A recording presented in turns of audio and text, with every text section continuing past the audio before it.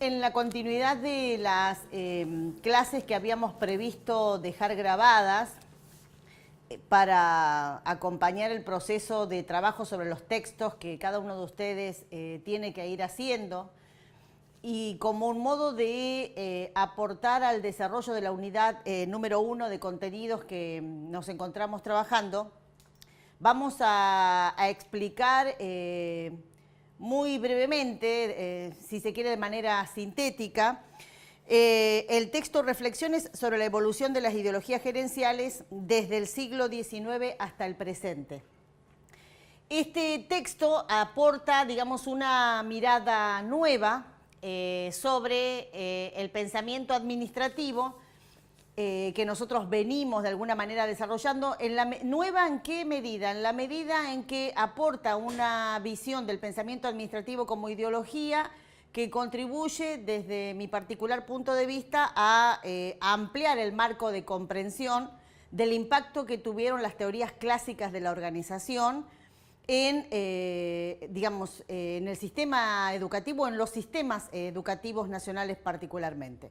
Y no solo el impacto que tuvieron en la dinámica interna de esas grandes estructuras burocráticas que fueron creadas en el origen del Estado fundamentalmente, o acompañando el proceso de consolidación y construcción del Estado-Nación, del Estado Nacional, sino también nos permite mirar un poco el impacto que esas teorías tienen hasta el día de hoy en el ordenamiento social en el que estamos inmersos, y cómo esa ideología se va configurando a lo largo del tiempo en una estructura de pensamiento que transmite la escuela también indudablemente en su organización. ¿Qué es lo más? El texto indudablemente va a generar seguramente controversias, no es un texto de fácil lectura, sin embargo creo que hay que animarse a hacer varias lecturas posibles, y ustedes van a poder discutir algunas cuestiones más puntuales con el acompañamiento del profesor Carlos Gómez en la clase, recuerden, del miércoles 31 de mayo, miércoles al que ustedes tienen que asistir presencialmente a clase y que yo voy a colgar en el aula Edmodo como recordatorio, ¿sí? Piensen ustedes que pueden trabajar de 6 a 8 de la noche, 2 horitas, para recuperar aquellas cuestiones que no queden todavía claras de este texto con el profesor Carlos Gómez. Lo más importante del texto entonces es la reconstrucción histórica que se hace de la evolución del pensamiento administrativo, enfatizando qué cuestión fundamentalmente: la correspondencia que desde el punto de vista del autor existe entre 3 etapas de la evolución del capitalismo y las teorías administrativas que fueron dominantes en cada una de estas etapas. Aquí es necesario entonces una comprensión del tiempo histórico, digamos, de las fases o de los momentos centrales del capitalismo como modo de organización social, y ver en qué medida este proceso fue acompañado por teorías llamadas gerenciales, en este caso, que fueron dominantes en cada una de estas etapas. La tesis del autor es que en general cuando se habla del pensamiento administrativo se lo hace, va a plantear él, desde una perspectiva que lo considera una producción teórica que va refinando el conocimiento existente y que sirve para dar respuestas a la complejidad creciente de las organizaciones. Es decir, pensemos hasta el día de hoy la vigencia que tienen aún estas teorías clásicas de la organización, aún cuando ha cambiado enormemente la organización de la sociedad, y estas fueron creadas para un contexto evolutivo del capitalismo que vamos a ubicar en el capitalismo liberal a fines del siglo XIX, principios del siglo XX. Va a plantear entonces que hay otra perspectiva también para incorporar en el estudio, que es pensar o conocer el pensamiento administrativo como ideología, considerarlo al pensamiento administrativo una ideología. El pensamiento administrativo como ideología tiene desde este autor dos posibles enfoques. El primer enfoque habla de cómo el pensamiento evolucionó en fases y que esa evolución estuvo vinculada al control de la fuerza laboral de los trabajadores. Piensen lo que conversamos en clase sobre el impacto o el surgimiento del taylorismo en la organización de las fábricas y la mirada enajenante del lugar del hombre dentro de la organización. Y un segundo enfoque del pensamiento administrativo como ideología es plantear que las ideologías gerenciales han evolucionado cíclicamente y que han ido atravesando de fases de control racional a fases de control normativo. En este segundo enfoque, el autor expone que se ubica él con su mirada.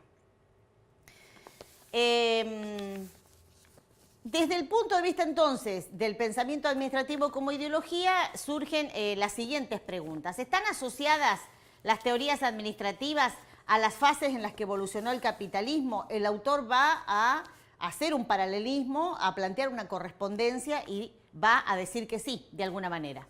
¿Qué tiene que ver el capitalismo con las formas de interpretar las teorías de la administración y la organización? Son preguntas que expongo aquí para que ustedes las vayan pensando. ¿Hay algún modo de relacionar la fase del capitalismo liberal con la vigencia y la potencia del pensamiento de Taylor, de Fayol, de Weber? ¿Qué tiene que ver el taylorismo, por ejemplo, con la evolución del capitalismo? Las ideologías gerenciales surgen, ya dijimos, durante el siglo XIX y el siglo XX, en un contexto de creciente preocupación de los teóricos de la administración por hallar métodos cada vez más sutiles de controlar la fuerza laboral. En este punto se van identificando una sucesión de fases de estas ideologías gerenciales que pasan por el control coercitivo, por el control racional, por el control normativo, ¿sí? Recuerden ustedes entonces los aspectos centrales del taylorismo y del movimiento de las relaciones humanas.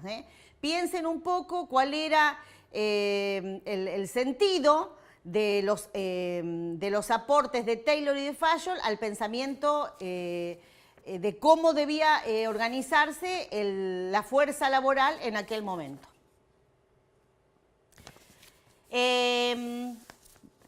Digamos, en la continuidad entonces de esta mirada de las ideologías gerenciales, él va a identificar una sucesión de fases alternativas que van pasando, como ya lo mencionamos, del control racional estricto al control normativo. Y plantea 5 estadios claramente diferenciados en este sentido, en esta dirección.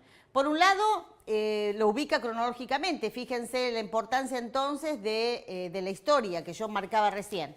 1870 a 1900, él va a plantear que impera la ideología del mejoramiento industrial y que ese es el contexto en que se enfatiza más aspectos de control normativo.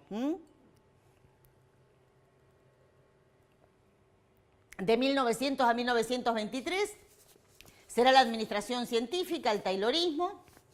De 1930 a 1955 la ideología de las relaciones humanas.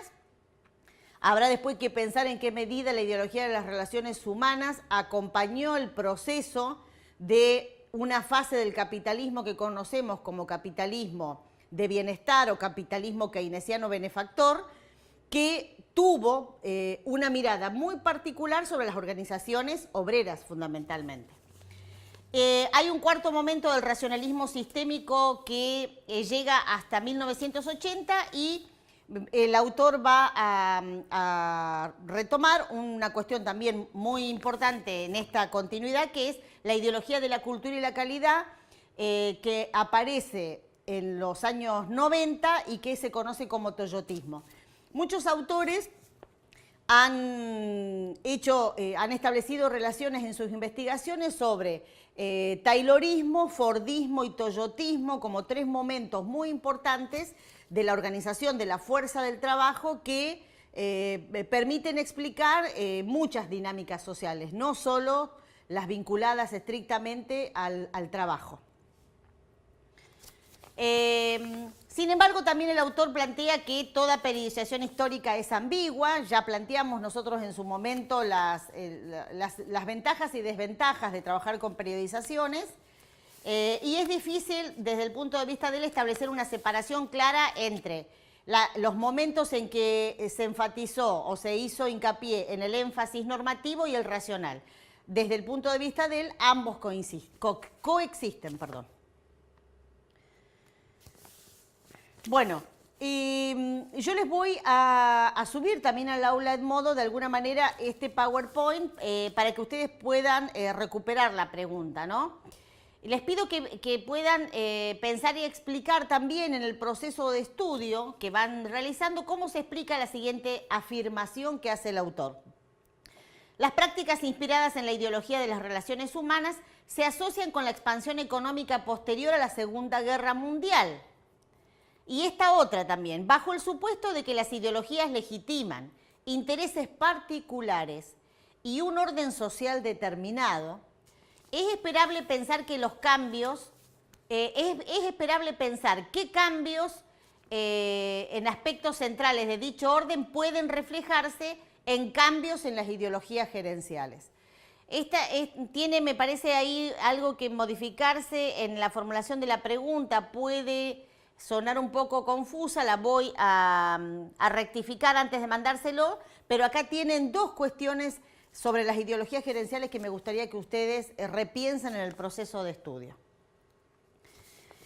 Bien, dijimos entonces que el aporte central del texto es esa correspondencia que el autor hace entre fases del capitalismo y teorías gerenciales. ¿Cuáles son esas fases del capitalismo que analiza el autor? El capitalismo liberal, el capitalismo de organización y el capitalismo desorganizado. Es bueno, digamos, hacer acá poner un punto para discutir si estamos atravesados hoy por una de estas fases, ¿no? Justamente por esta fase del capitalismo desorganizado. O en todo caso, ¿qué caracterización podríamos dar? Siguiendo un poco el marco teórico, las conceptualizaciones que hace Gatman, ¿qué tipo de capitalismo estamos viviendo hoy? ¿Por qué tipo de capitalismo estamos siendo atravesados hoy?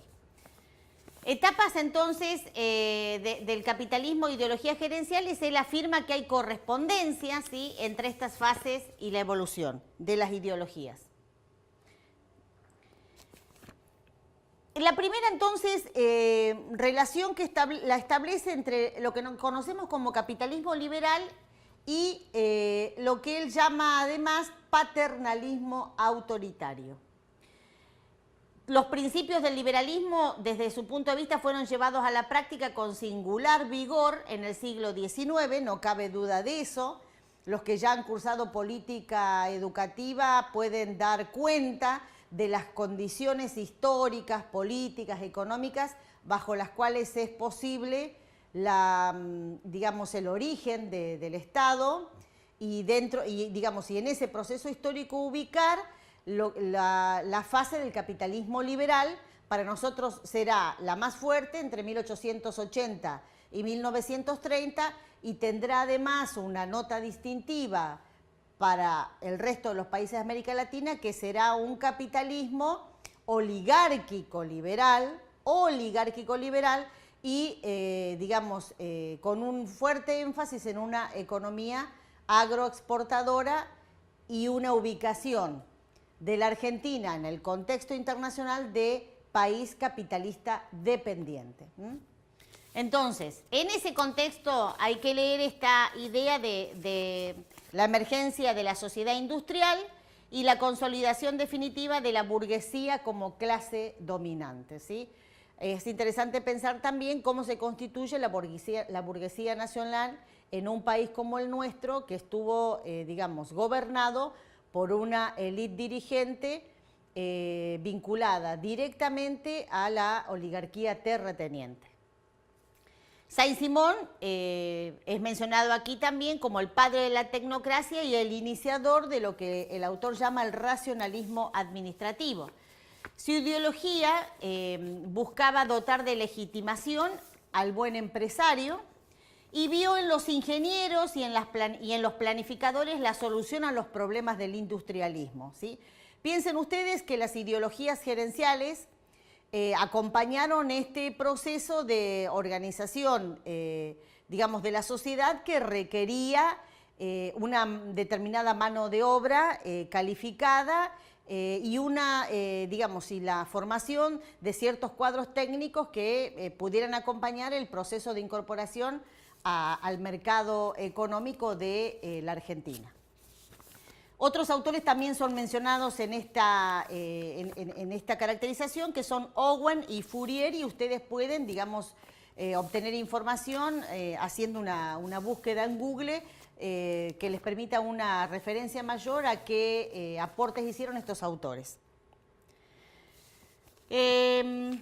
Bueno, en esta fase del capitalismo liberal se asocian una serie de condiciones que ustedes ya conocen dentro de esta etapa que mencionamos recién del capitalismo oligárquico liberal de la Argentina, y cómo en esta etapa se asocia, digamos, el discurso del positivismo y de la racionalidad científica, el autor va a llamar respetabilidad científica en este caso, con el privilegio social que tenía cierta clase empresaria en este momento histórico, que, digamos, conjugados como partes de una dinámica social, apoyaron o fueron, de alguna manera, defensores de lo que conocemos como el darwinismo social. Esta es un poco la época de la sobrevivencia del más apto. Es la época en la que circulan también creencias acerca de la capacidad intelectual de las personas, digamos muy precisas, muy atadas a la psicología conductista, que, digamos, se van a conjugar en las ideologías que se aplican de alguna manera en la organización del mundo del trabajo. Ahí hay una relación muy interesante que hace el autor de cómo está organizado el capitalismo liberal durante esta etapa, en función de tres grandes ejes. Por un lado, una estructura social dual. La sociedad de ese momento se dividía entre propietarios, ¿sí? Empresarios y directores, por un lado, y por otro lado, digamos, una gran masa de trabajadores, muchos de ellos provenientes digamos, del proceso inmigratorio que vivió la Argentina, que, digamos, quedaban relegados de alguna manera dentro de los intereses políticos de la época. Prácticas de disciplinamiento muy importantes, ¿sí? Unidades en la fábrica, unidades con pocas personas y que permitiera de manera tal que pudiera existir un control directo sobre la fuerza laboral, sobre los trabajadores. Y una administración básica de iniciativa que generaba fuertes conflictos sociales entre los patrones y los trabajadores, ¿sí? Y desigualdad, ¿sí? En las condiciones de vida de las personas. Esto básicamente es lo que puede observarse como una nota distintiva de la vida social de la Argentina a principios del siglo XX. Es en ese contexto también que hay que ubicar las luchas obreras por lograr mejores reivindicaciones, no solo salariales, sino también respecto de las condiciones de trabajo. Todo esto que puede parecer una descripción de un momento histórico determinado, es consecuencia de alguna manera o es estimulada de alguna manera esta situación desde los lugares de trabajo donde son aplicados los principios del taylorismo fundamentalmente. En el análisis que hace el autor también se pregunta cómo afrontar la desigualdad social, ¿no? Ahí habla de la retórica de la cooperación como respuesta a la del conflicto irreconciliable, que era más bien propia de marxistas y anarquistas. Y esa retórica de la cooperación es lo que caracterizó a la ideología del mejoramiento industrial. Se pensaba, digamos, que era posible llevar adelante esto en la medida en que se pudiera organizar la relación entre patrones y trabajadores. Los privilegios de la clase dominante se mantuvieron legitimados por un conjunto de ideologías gerenciales, es decir, la ideología, el pensamiento de la época permitió consolidarlos como clase dominante. ¿Cuáles eran esas notas distintivas de la época? Primero, la certeza de la superioridad del patrón por encima de la del trabajador, esta idea del darwinismo social, ¿sí? Y la necesidad de mejorar la industria para insertar al país en el mercado mundial.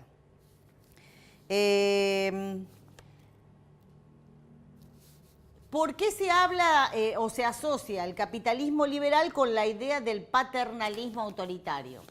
Fundamentalmente porque el fuerte de la discusión estuvo puesta en el lugar de la dirección, ¿sí? La autoridad de la dirección era muy fuerte y se combinaba con elementos de control normativo. Había, digamos, un reconocimiento y un liderazgo muy fuerte de los órganos de dirección como órganos también de control dentro de las organizaciones fabriles de ese momento. En general, entonces, ¿cómo fue esta etapa del capitalismo liberal y el paternalismo autoritario? Hubo empresas de dimensión reducida que tenían jerarquías planas con un único director y un dueño, ideologías que legitiman esa forma de organización de las empresas, que legitiman, por un lado, quiénes son la clase dominante y por otro lado también legitiman la existencia de una sociedad o de una estructura social dual que distinguía claramente a los sectores en función de sus capitales económicos.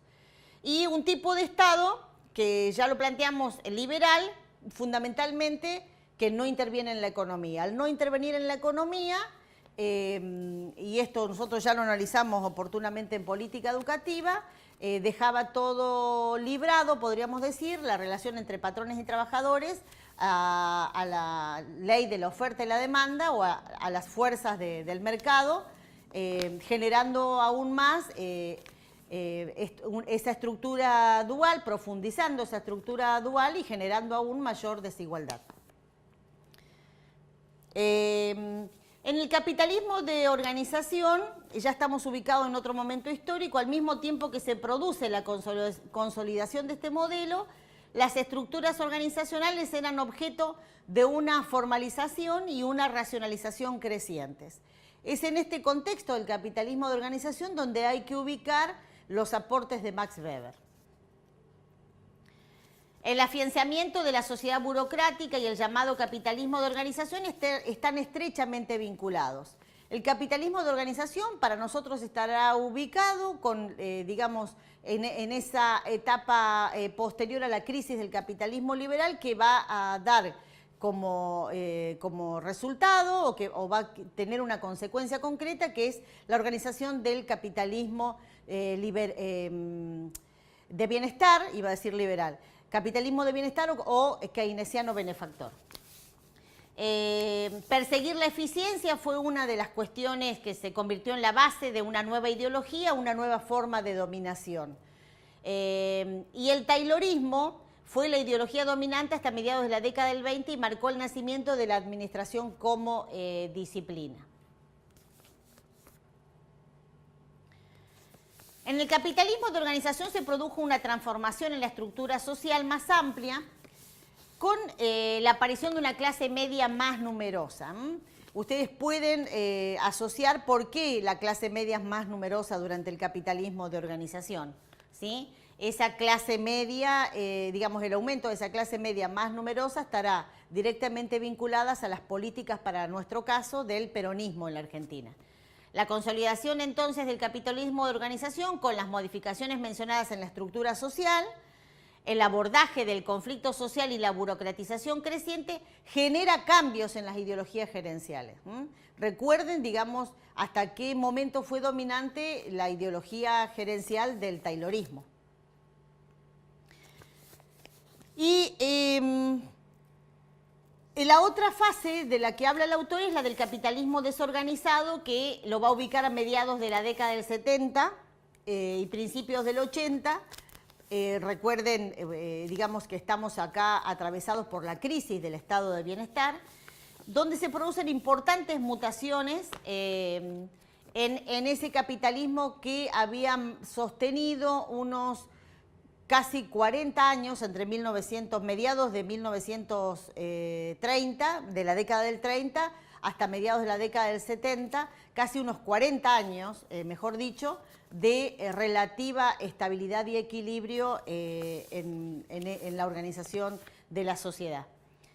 El poder del Estado como planificador reveló ser tan limitado como la del mercado libre, es decir, acá el autor está mostrando como un límite del estado de bienestar y la declinación. Ese límite es uno de los factores que explican la caída, digamos, definitiva del estado de bienestar.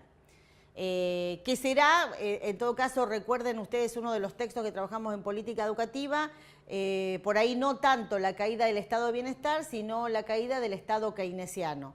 Más bien de los aspectos del Estado vinculados estrictamente a las políticas económicas y no tanto a las políticas sociales, que siempre ha resultado mucho más difícil de ser desmanteladas totalmente en sociedades como la nuestra. Y el capitalismo desorganizado emerge de la llamada producción flexible, ¿sí? Y de un cambio de época en donde empieza a emerger la nueva ideología del management. Ustedes esta palabra ya la conocen porque fue enunciada por las autoras en el capítulo 1 de la bibliografía. ¿Sí? La ideología del management también permite explicar una época de preocupación por la calidad, la eficiencia, la eficacia, y que, digamos, impone una mirada de la administración desde una perspectiva empresarial. Otras notas respecto al capitalismo desorganizado es que hay jerarquías tradicionales que son superadas por arquitecturas más eficientes como las redes, ¿sí? Van cambiando, la organización del mundo del trabajo va cambiando, y se pasa a un modelo postburocrático y postjerárquico donde cobra mucha importancia el trabajo en equipo. Esto que está diciendo el autor claramente puede ser articulado con las visiones de Alonso Bra en Política y Administración en Nuevos Tiempos. Hay un énfasis en el conocimiento como fuente de ventaja competitiva. La década del 90 será la década en la que se empezará a hablar de la sociedad del conocimiento, en la que se empezará a hablar de la necesidad de formar analistas simbólicos, y aparecerá una gran preocupación por digamos, mirar las organizaciones del mundo del trabajo desde otro punto de vista.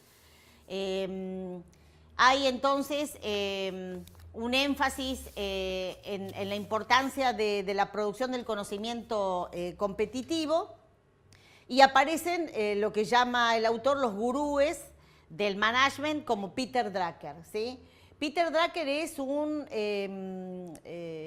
digamos, escritor muy importante de la década del 90 que escribió La sociedad postcapitalista, y que yo les pido que ustedes revisen algunos datos acerca un poco de su historia como escritor, digamos, qué aportes ha hecho, qué lecturas ha hecho sobre los cambios en la sociedad industrial a partir de la década del 90, para que los aporten a la construcción de las tareas del trabajo práctico número 3 o a la construcción también de una opinión propia que ustedes puedan después compartir conmigo cuando nos veamos personalmente. El capitalismo entonces en estas condiciones genera un nuevo clima cultural que va a estar atravesado por esta este concepto, digamos, que ustedes ya deben conocer, de posmodernidad, de capitalismo tardío, donde, digamos, hay un fuerte énfasis en la sociedad del consumo, y va a haber cambios también, así como hablábamos antes durante el capitalismo liberal de una estructura social dual, acá va a haber cambios en la estructura de clases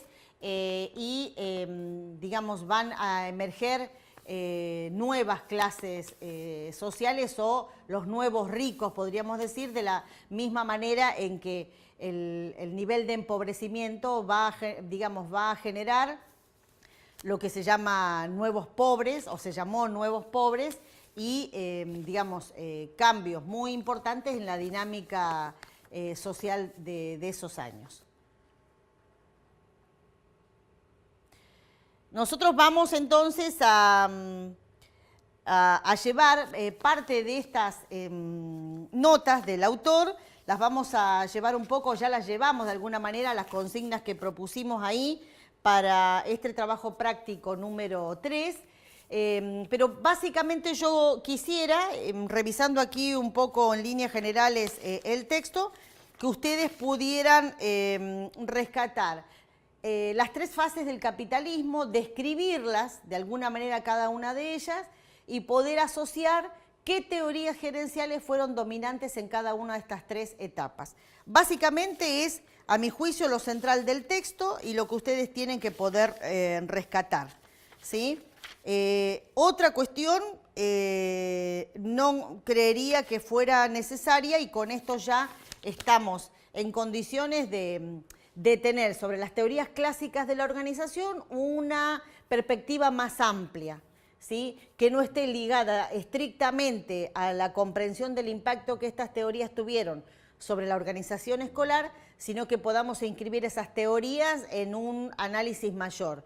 ¿Cuál es ese análisis mayor? Llevar el pensamiento administrativo a, digamos, a la categoría de ideología y ver cómo esa ideología atraviesa a toda la organización social y económica que llamamos capitalismo, en la cual estamos viviendo todos nosotros. Básicamente ese es el sentido que quisiera que ustedes pudieran otorgarle a la lectura particular de este autor. Hay otras cosas que quedan en el tintero, pero bueno, son materia de discusión para la clase presencial. Desde mi punto de vista va a ser mucho mejor así. Nada más, y bueno, les deseo buenas jornadas de estudio en la medida en que ustedes puedan organizar sus tareas de acuerdo a lo que planteamos en nuestros encuentros presenciales. Nada más.